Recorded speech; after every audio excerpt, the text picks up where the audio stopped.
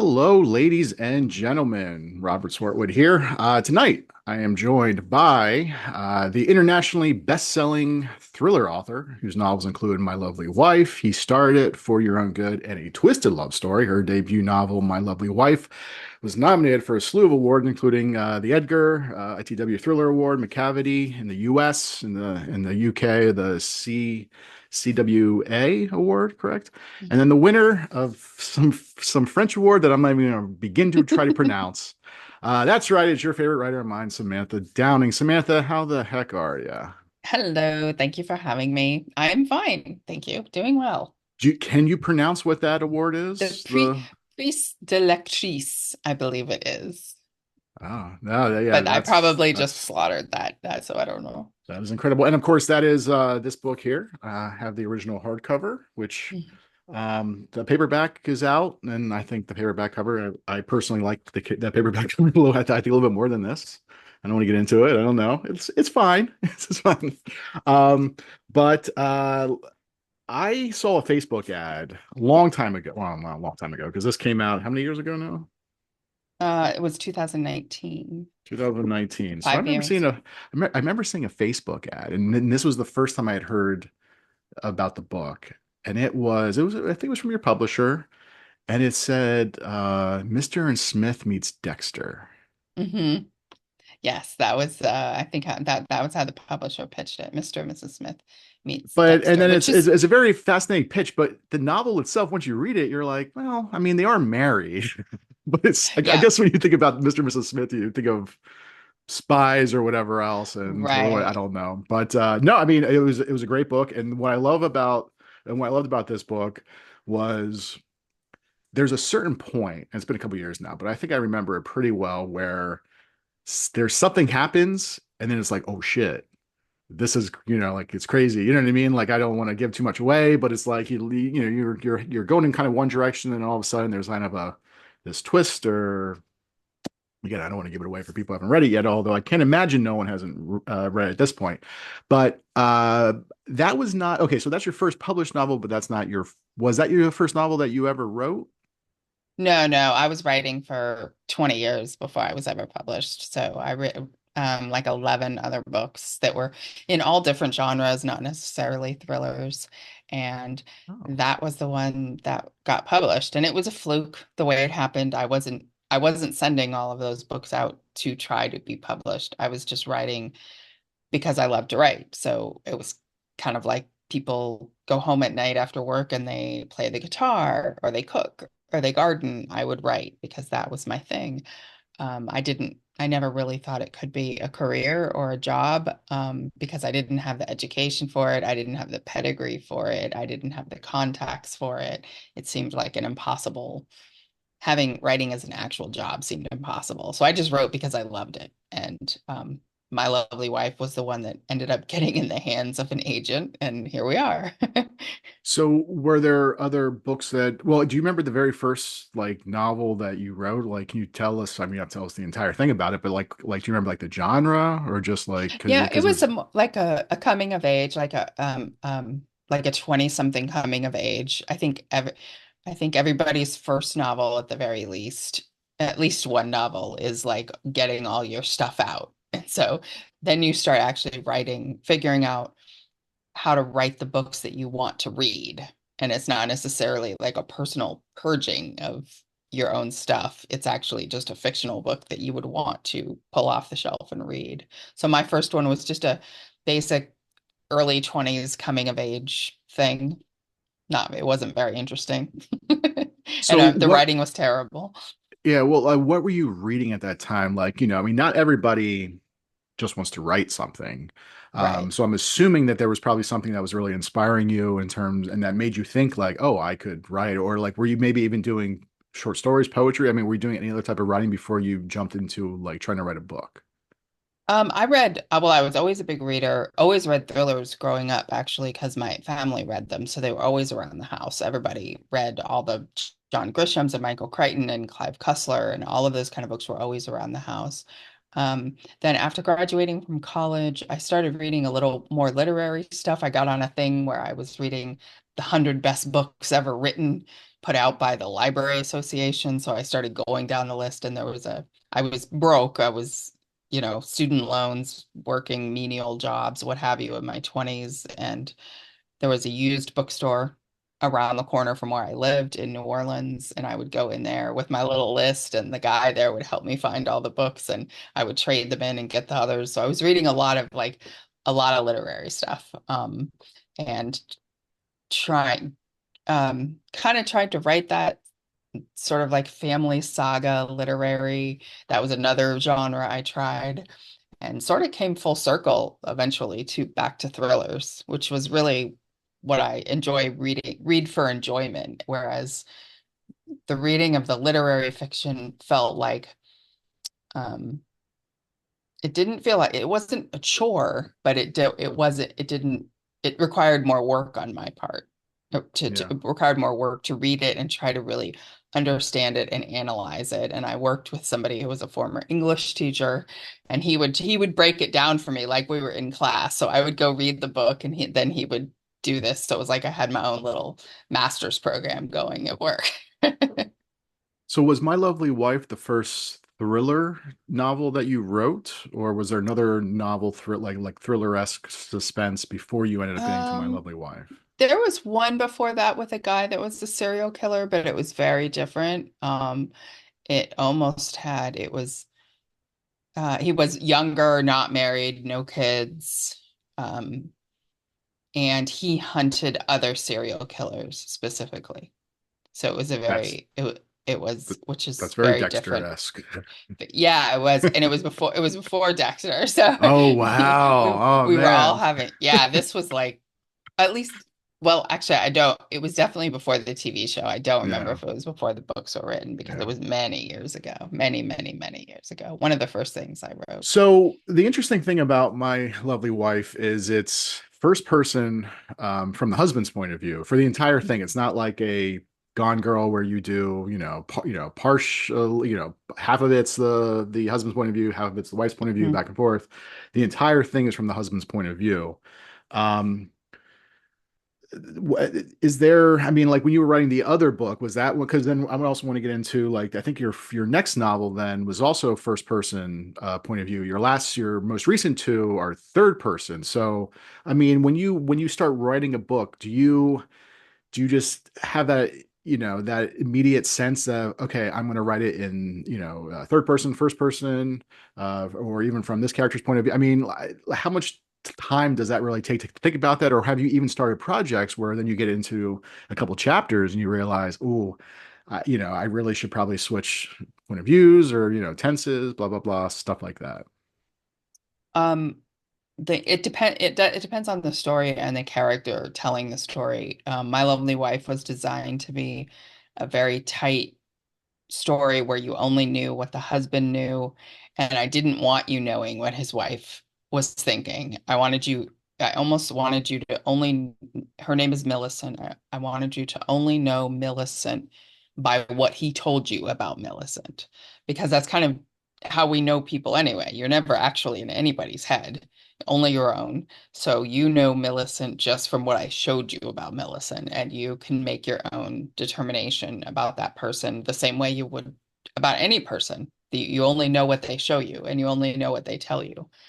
Um, so that was, and for a thriller, I think that first person present tense can work really well because the reader finds out things as the narrator finds out things. You're right there with the narrator, like you're standing next to them.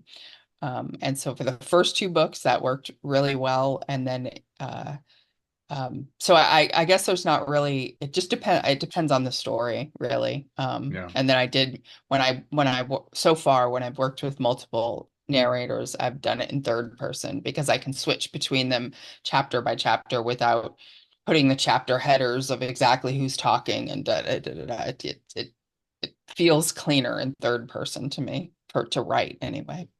Right. So, My Lovely Wife, obviously, your first published novel, it was huge. It won that French award that I can't pronounce. Um, Was that the first book that you, because like again, you were writing these other novels. Had you been trying to get agents at that point, trying to find publishers, or I mean, how did that come about? That experience, because I mean, it really just, it seemed like all the stars aligned for you in terms of finding the right agent, the right publisher. Because I mean, again, it was a quite a huge book. The Well, life is timing, right? That's how how it works. I was actually in a writers group in New Orleans, and we concentrated on the craft of writing. And it was a pretty serious book, serious group where we took each other's writing really seriously. And one of the women in the group really loved My Lovely Wife, and I put it down at one point to write something else. And she said, no, no, no, you have to finish this book. You have to. It's so good. And so I finished it, and she knew I was not submitting it anywhere. There was a conference that came to New Orleans, and we went to the conference and tried to get like a pit, like a pitch type of a thing, and nothing happened. And she said, I know somebody. She said, I know somebody who went to high school with somebody who became an agent in New York. I'm going to send him the book. So she took the book and sent it to her friend, who sent it to somebody in New York. And the guy in New York got this random book in his email box. And he contacted me and he said, I don't represent fiction books. I only represent nonfiction books. So my friend sent me this to me, and he said, I'm going to send you to Barbara Powell, who, and he said she's a friend of mine and she's an agent that represents this kind of work. And so I sent it to Barbara, and she loved it, and she sold the book in 2 days. Two And that's how it days. happened. And that's how it Amazing. happened. So it was very fast and and no, so no, I was not querying. I was not sending it out. I didn't send any of the other 11 books out. I wasn't doing any of that. My whole world was just the craft of writing. The business of writing hit me in the face, and I knew nothing about it, and I was in it. Wow. That's amazing. So have you, with you've published three other books since then. Have any of those been any of the previous, I mean, or like have you used ideas from previous books, or are those previous books that you had done, basically you buried them, you never want anything to do with them, or No, they're you, gone. They're gone. I don't even think they'd be good for, I mean, there's nothing in there to really mine for ideas for specifically thrillers that would be relevant today. right. Um, so there's nothing really there. They're no, some of them I don't even have anymore. They're on old computers that I've gotten rid of, so they're Oh, gone wow. anyway.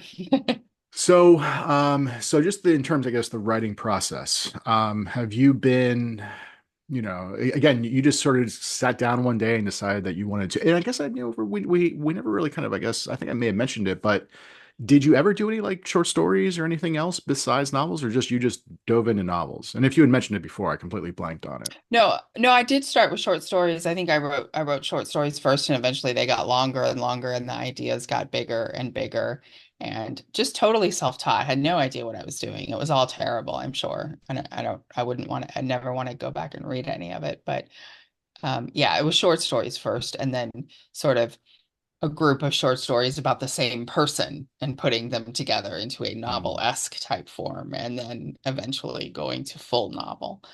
Um, so yeah, and it was just, I had never taken a class in writing, didn't know what I was doing beyond reading. So just I was just winging, and I still wing it to this day. I'm still not a So plotter or anything.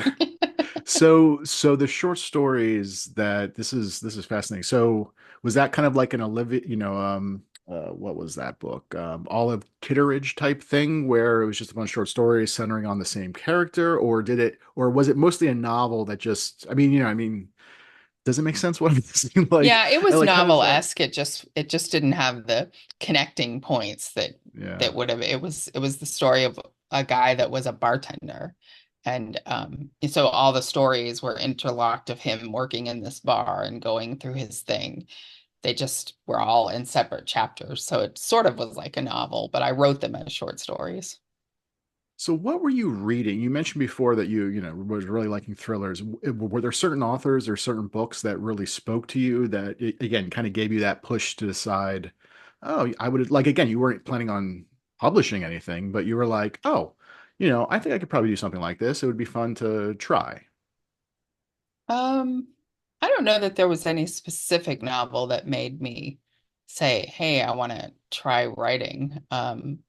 There's, certain books that I've always loved going back, all the way to the early. I remember that when I was a kid, just loving like the Encyclopedia Brown books or those kind of detective-y story books.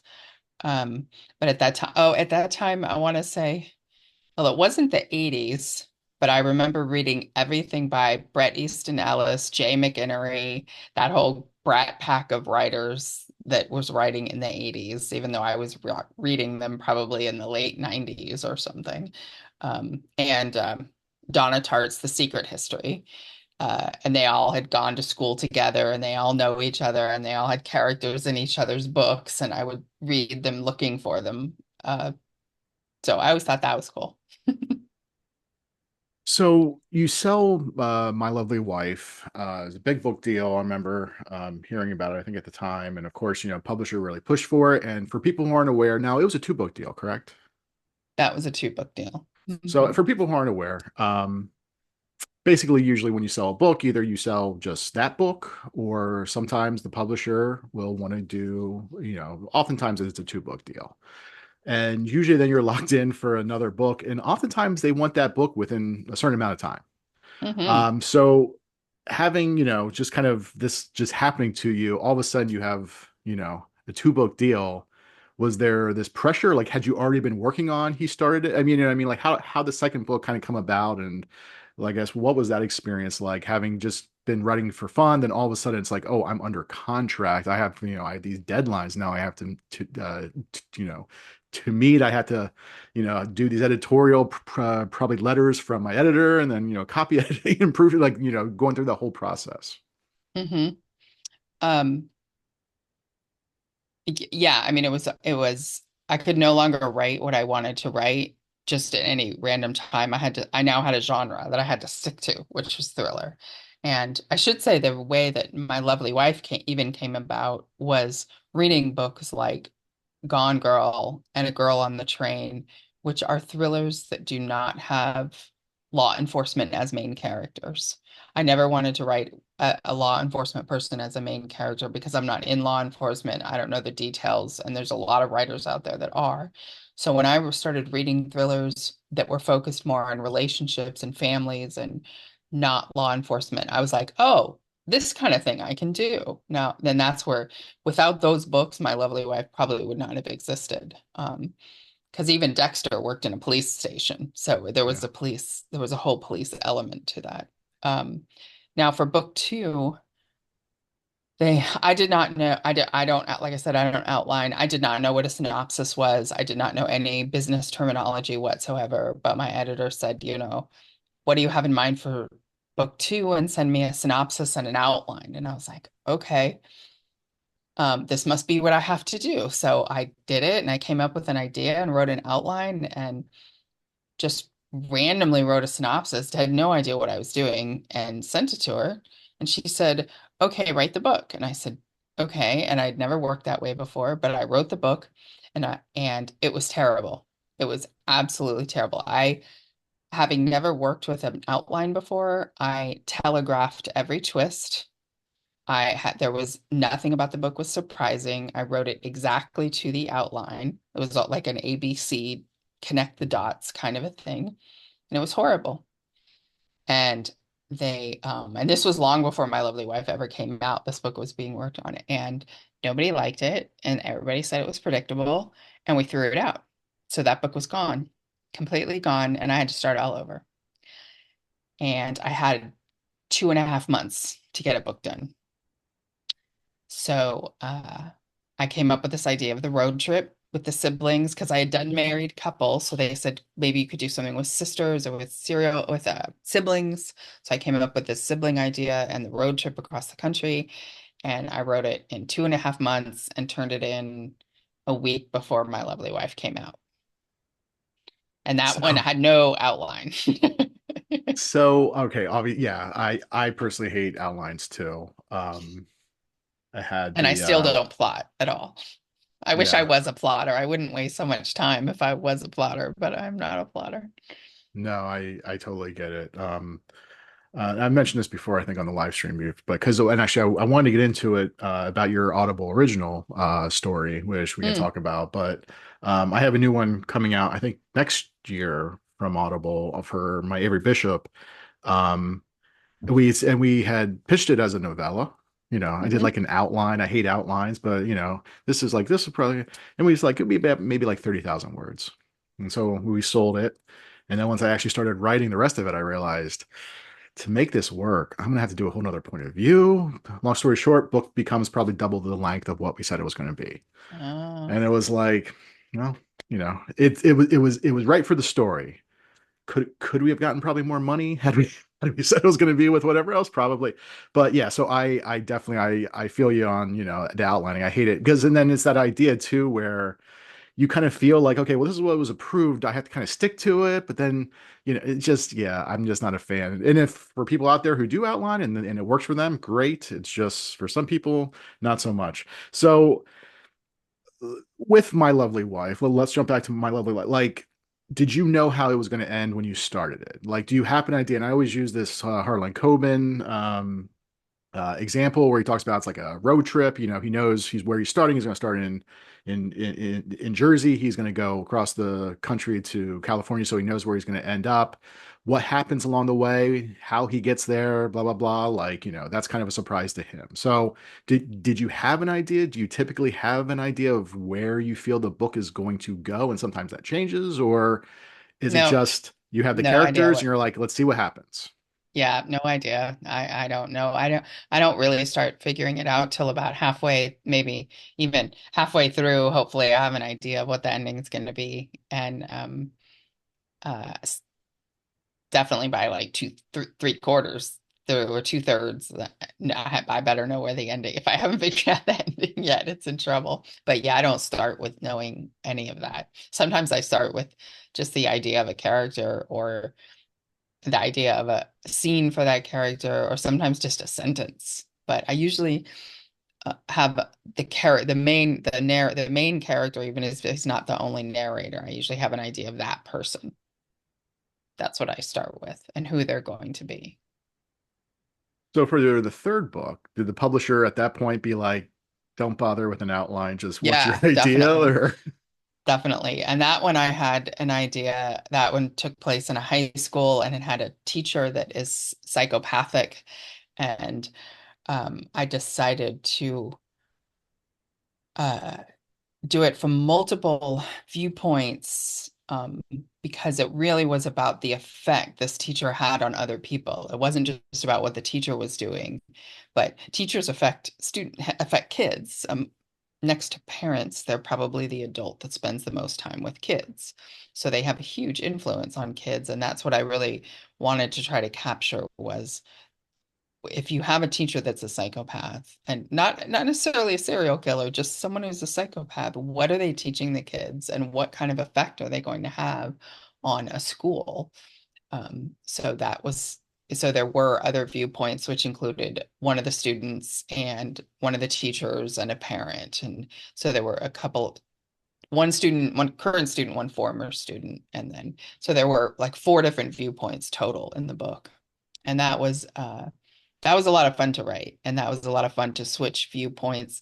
In thrillers, though, you really have to be careful when you're doing that because you can um, give the readers too much information, and then there's no suspense because you're showing the same scene from if you're showing the same situation from different viewpoints, it shows the readers everything, and there's nothing surprising anymore. So I think that's harder. It's easier to do when you have one character. When you have multiple characters, you have to be very careful how much you're giving away.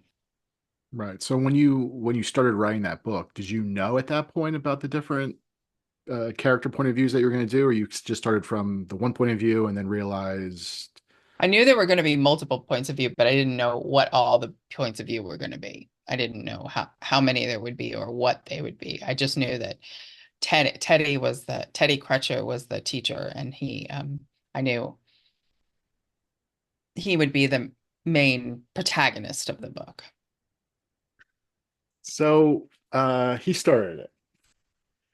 When you Well, open it up, it says from the twisted mind behind Mega Hit.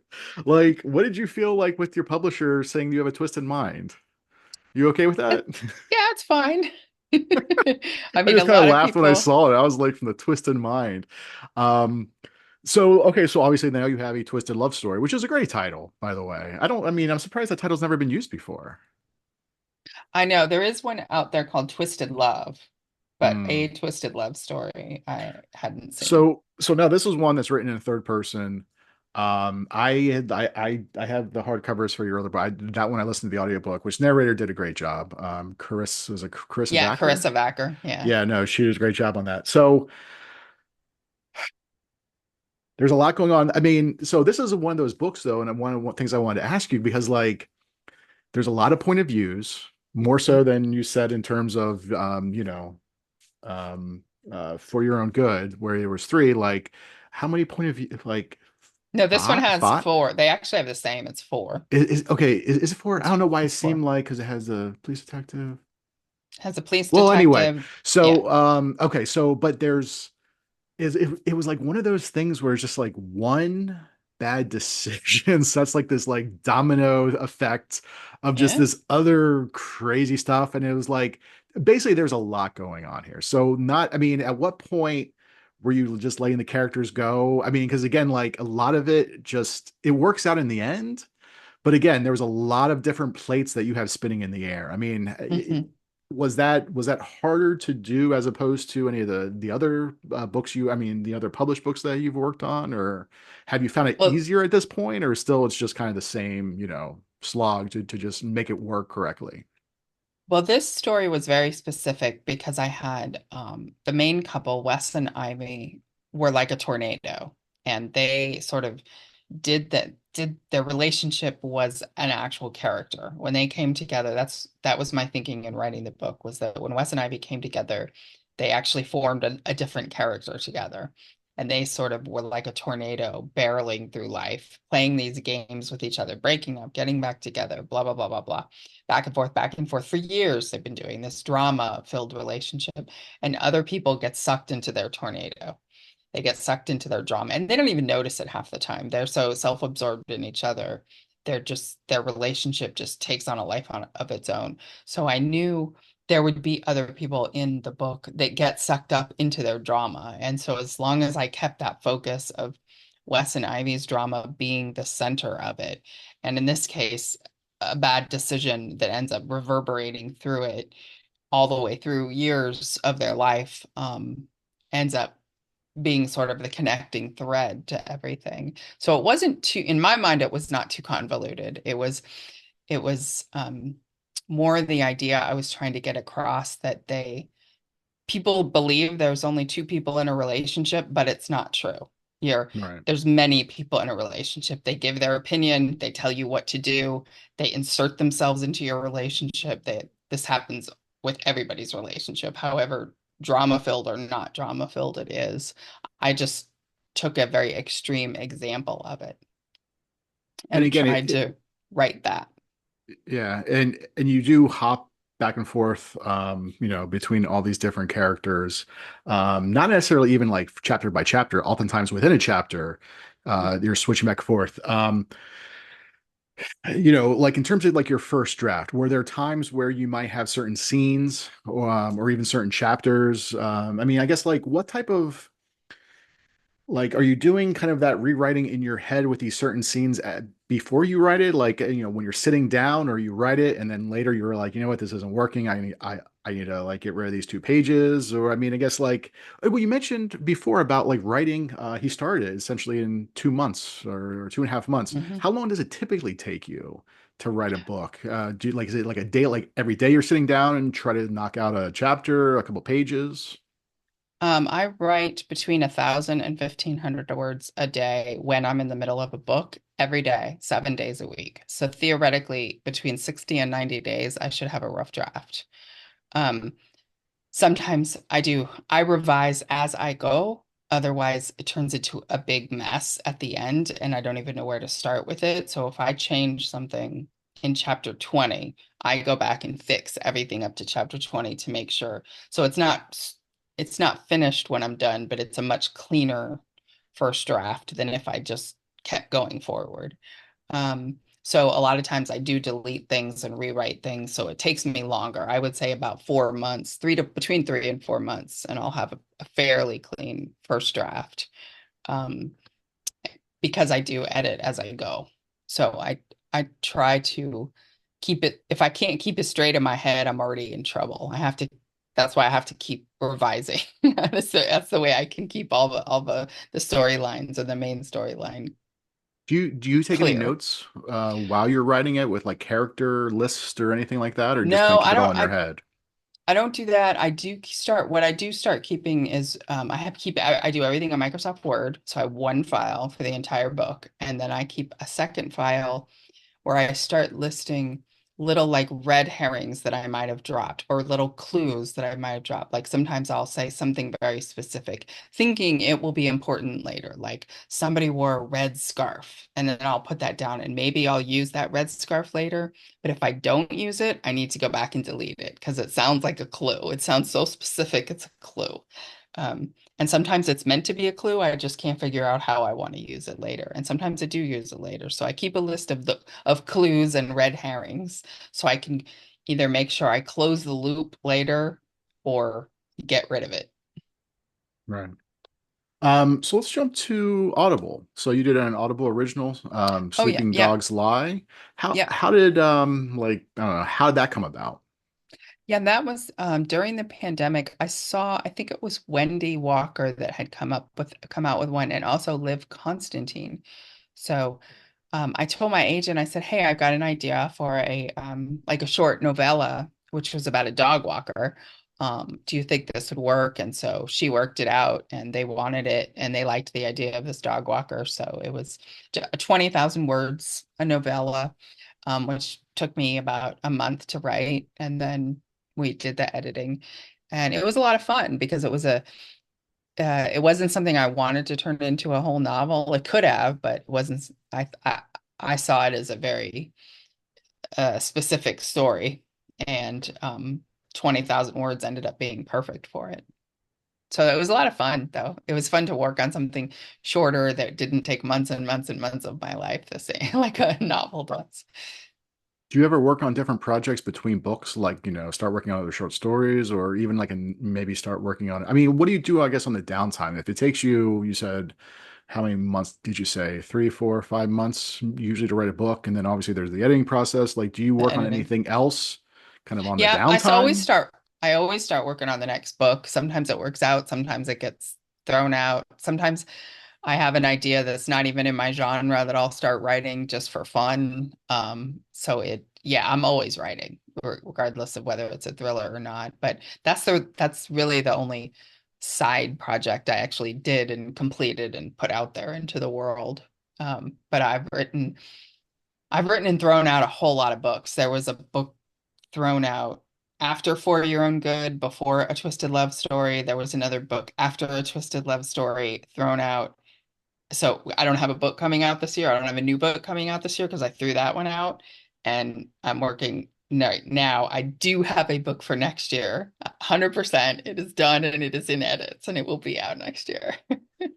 Uh, Before I would definitely like to kind of talk maybe a little bit, or kind of maybe we can get like a little bit of a sneak preview of what that one is about, if you're able to say. Before that, though, when you say throw out, like, does that mean the entire book, like you wrote 90,000 words, or you get to a place where you're like, write like 100 pages and you're like, you know what? This just isn't going to work. I need to start with something else. Like, like when you're saying throw out, I mean, we're talking about like full novels throwing out or like Like half novels but throwing those out. are just the full man. I can't even count how many partial novels I have thrown out. I'm just talking about the full. I turned it in, my editor read it, and I still throw out Oh, novel. what were So there there was times? one, there Yeah, was go ahead. one I wrote during the pandemic, during the worst part of the lockdown. Um, uh, For Your Own Good was done, and I turned that in just before lockdown, and then I started working on another one, and it was absolutely horrible and completely threw it out. And even my editor read it, and her suggestions were so huge, it was just very clear that the book did not work. That it was just a full rewrite. That's how bad it was. So I just said, forget it, just throw it out. And I wrote A Twisted Love Story, which was published. And then after Twisted Love Story, I wrote another one and turned it in. And again, the changes were like just massive things about it did not work. And so I said, forget it. And I threw it out. And I wrote the one I'm working on now. I can't actually talk about it yet, but it'll be out next Yeah, year. that's So fine. those are complete manuscripts that I have written and thrown out. I have, of the four books I have published, in between, I have thrown out four full manuscripts. So eight books have been written in the past 5 years. And then partials, typically, I can tell at 20,000 words if the idea I have is just an idea or if it's going to be a novel. Because some ideas, I just don't see the path forward, but I have to write 20,000 words to figure that out. My computer is littered with files that are 20,000 words long that I get to the 20,000 word mark and I can't see the path forward. I personally cannot turn it into a book. I don't see, I need to get at least 60 or 70,000 more words out of it. And I don't even see where I can get that. The story isn't big enough. It's like there's the difference between a premise and a book. There's a big difference. And I get a lot of premises going, but I don't often get the book. Let's talk about titles. Was My Lovely Wife well, first of all your books were they the original titles that you submitted the book for, or there are times because for people who aren't aware, sometimes oftentimes authors get overruled by their publisher or marketing Mhm. department because this title just isn't marketable or it's similar to something that's been done before or recent, blah blah blah. So yeah, I mean, what is your luck so far in terms of the titles that you turn in? My Lovely Wife, it was always My Lovely Wife. That's what when I had, when my friend had sent it to her friend to send to the agent, it was titled My Lovely Wife and it remained Yeah, everybody loved that it's a great title. title. Absolutely. And then he started it. That was what I came up with because that was about siblings. So I was thinking of how siblings always say that and blame their brothers or sisters. He started it. No, she started it. Da, da, da, da. So that I was thinking of that, and that stayed the title. For Your Own Good, for the teacher, that was the title. A Twisted Love Story did not have a title. I'm trying to think. That Twisted Love Story was not the original title of that one. It was something else that sounded too romancy. It didn't Hmm. sound thrillery at all. I can't remember what it was now, but it was something that sounded that could have gone.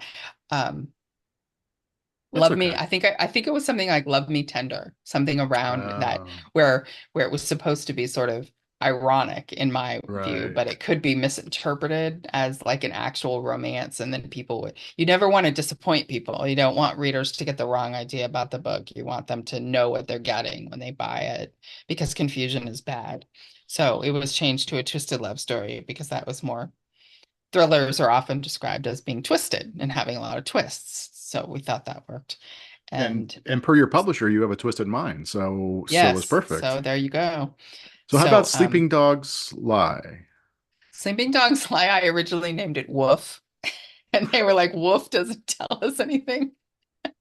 So the editor actually had made some suggestions about it. And The Lara.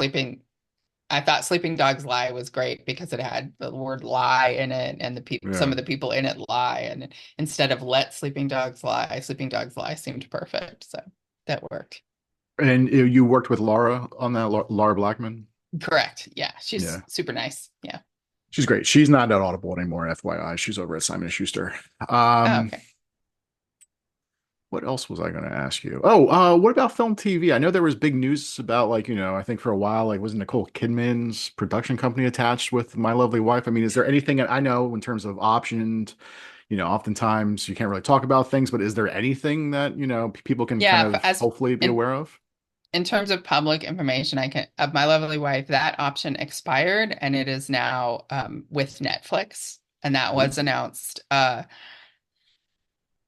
before the strike, I want to say about a year. year and a half ago. But yeah, it is now optioned with Netflix with the husband and wife team producing.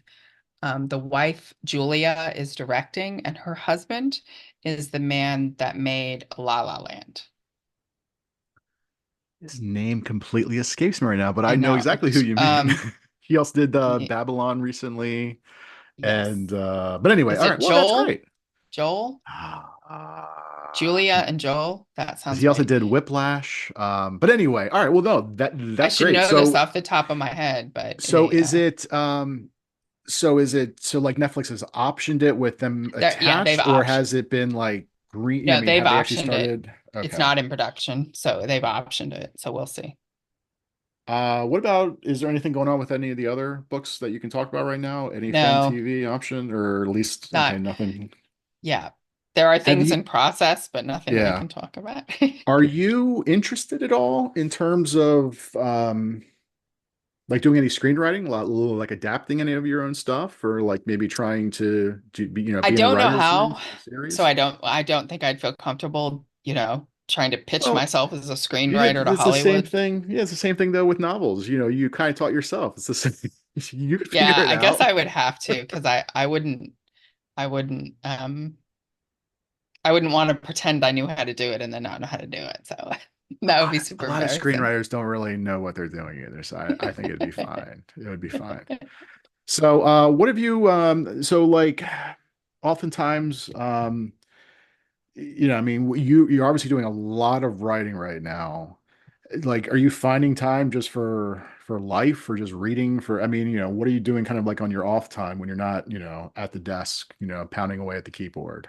Or I guess that's Yeah. another question. Like, are you actually like type? Oh, you mentioned Microsoft Word, because I know that some writers like now, they like to do it in longhand, and then they'll put it on the computer, or you're just like right there at the computer. Is that kind of like the only Yep. way it really works for you? Yep. Just here. Yep. I do it just at the computer. I don't do any longhand. I moved out here because my family is here. I was originally from California, so I came back out to California to be closer to my family. So that's good. And just doing normal things that ever I try to get pleasure reading in, and then I'm lucky enough that people ask me for blurbs, so I get to read books before they come out, which is always fun. And I try to read in lots of different genres, so you get a little bit of everything and see what everybody's doing. I try not to just keep reading the same genre over and over. I think it's important for writers to read all sorts of things. Yeah. Uh, Oh, absolutely. That yeah. happens So I have too. a pretty I have a pretty quiet life. I'm not a big extrovert or anything. I'm not a party animal. So Right. No, but that you bring up a really great point in terms of, even though these are the types of books now that you are writing, and it is fortunate that you like this genre, because I feel like at this point, Samantha Downing is synonymous with these types of books. It's not like you can just, probably write in another genre, at least under your own name at this point. But it is, very important, even though these are the types of books you're writing, that you just don't read just thriller suspense. It is always good to kind of like, branch out, see what's happening. Because I don't know. Like, I remember being at a writer's workshop once, and one of the people had said, like, it's very clear for most of you that the only genre you read, I think it was like back in the day, it was like horror. Like they were only reading a certain thing, because I don't know how they were able to tell it, but for whatever reason, they were able to tell, like, you only read a certain genre. And so, for any aspiring writers out there, it's always good to definitely try to branch out if possible. oh, definitely. And it might and the thriller genre too is always evolving. I mean, it went through periods where the police procedural were popular and then domestic thrillers were popular. Now we're getting a little more supernatural with thrillers. So it's it's always, I'm sure it'll come full circle back to procedurals at some point. So it's always back and forth and back and forth. Speaking of which, and I don't think I'm really giving anything away by it, but in A Twisted Love Story, you do have a point of view from a cop, from a Yes. detective. So in this instance, when it comes to research, are you are you a Google researcher or are you one of those like, oh, I did a ride along with cops and I did like all these other things. I mean, like how much research were you putting in there? Because you mentioned before with like, My Lovely Wife, where you didn't really want to have to do, deal from a police perspective because of all the Hmm. from like all the just research, I guess, aspect of it. Was there Right. anything specific you did for the detective in A Twisted Love Story? Yeah, and then this was a very specific instance of having a police detective in the story for a specific reason, and I don't want to spoil anything, so I won't Right. talk about it. On this one, I will do research of both kinds depending on how it what I need to know or how specific it is. I recently went to a writers' conference where I was able to talk to somebody who did cybercrime stuff and somebody who was a forensic pathologist. So when you have really specific questions for people like that, that's a great way to meet them.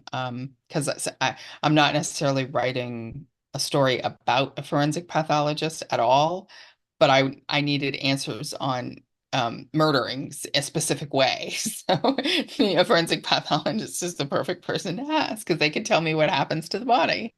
So sometimes with things like that, you do have to seek out an expert, and sometimes you can find the answer on Google. So it really just depends. Google's pretty good these days in terms of specific questions. And so the person you were talking to again, they knew you were a writer Oh asking these yeah, it was a questions. writing So it was, conference. oh, Yeah, that's right. That's right. I know. I know. yeah. Sometimes it's really weird, like, you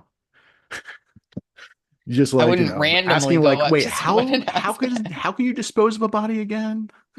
Let me write this down. Okay, perfect. So I'm trying to think if there's anything else. So okay, so it just came out like this week, right? Twisted Love Story came out in Yes, paperback this week. There it there it is. There it is. is. And I love this cover because there's a movement to it. And there's Yes. actually, if you can see, there is a stem here and somebody's pulling the flower off of it like in anger, which is perfect for Wes and Ivy, and the petals are falling.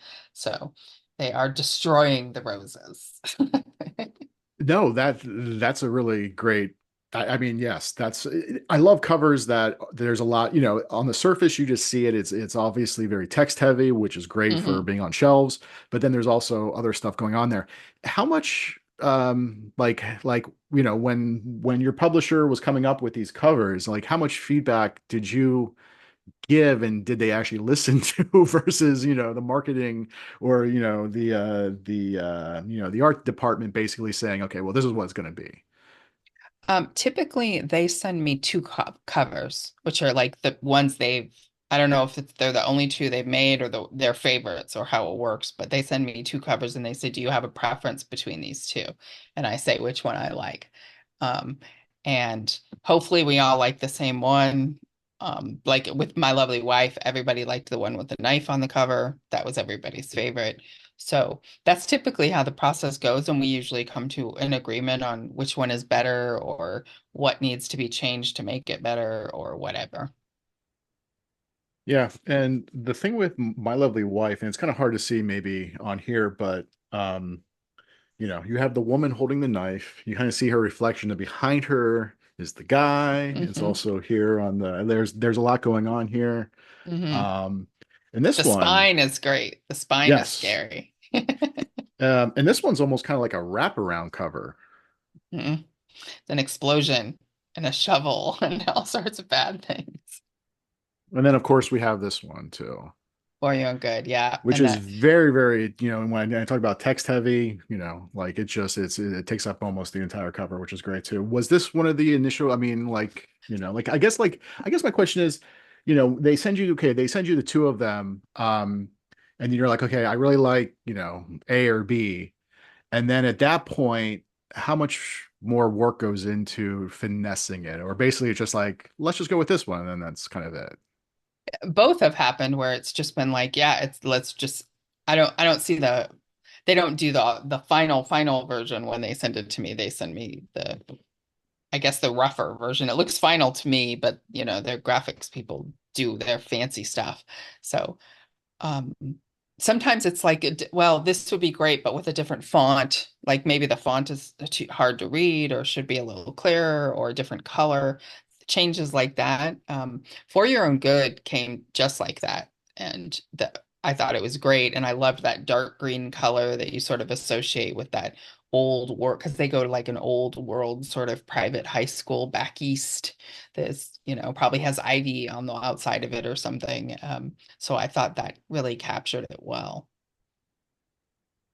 Yeah, absolutely. So the most recent book obviously is uh Twisted Love Story. A Yay. Twisted Love Story, now out in paperback Yeah. everywhere. Just came out Um, yesterday. and the next book is called, I'm I joking. You can't I can't tell can't me. That's say. fine. That's fine. I Do, can't. do do we have a pub date though? It'll be in the summer. So yeah, like approximately a year from now. Okay, so we should look for it next summer. It'll be out next summer, yeah. All right, perfect. Perfect. Now, So, wait, what? First, I have to, but I did not have a chance to congratulate you on your ITW award. oh, well, thank you. Congratulations. For the Killing Room, which is The over your shoulder. I the see Killing that. Room. Yeah, I have to do the Yay. marketing thing to appease the publishers. Tell everybody when your next book is out. A couple weeks, August 20th. So coming up. That's the thing too, for writers, to be aware of. When your book comes out, it's always great, but you always have to remember too that there's like 100 other books that are coming out that day too. So it's always like, you know, and then it's like the next week there's another 100 books. So yeah, it's Yeah. just there's a lot of books that are out there. So, but it's Yeah, we great, didn't even talk about the marketing part of this and social Oh, media that part. would spend a whole nother, 2 hours in terms of like, yes, having to build your brand, having to do all that type of stuff. It's exhausting. Um, yeah, we talked a little bit on the green room, I guess, if you want to be a writer and you want to actually make it a career, be aware that it's not just writing. You're basically becoming a small business owner and you have to kind Hmm. of be in charge of all this other stuff. So it's always fun stuff. If you see Samantha at a conference, she'll tell you all about it. Yeah. So, all right. So again, the most recent book is A Twisted Love Story. Hmm. Everyone go check out all of Samantha's books and keep an eye out for her fifth book, which was the 30th book she's written, or I don't know what number it's been, but that will be out next year. I think it's S- 21. 21. Well, there we go. So, all right, everybody. So we will see you next time. Bye.